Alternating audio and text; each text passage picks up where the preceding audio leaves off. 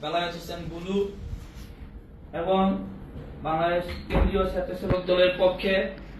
এবং চট্টগ্রাম বিভাগীয় সহ সাংগঠনিক সম্পাদক ব্যারিস্টার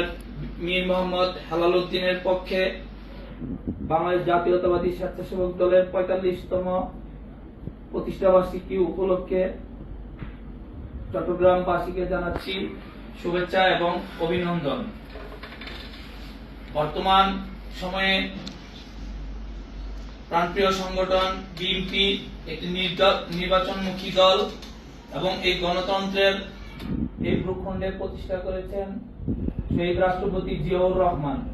তার ধারাবাহিকতায় আমাদের প্রাণপ্রিয় নেতা তারেক রহমানের নেতৃত্বে বিগত ১৭ বছর ফ্যাসিস্ট একনায়ক তন্ত্রকামী এবং সন্ত্রাসী সংগঠন আওয়ামী লীগের বিরুদ্ধে আমরা ঐক্যবদ্ধভাবে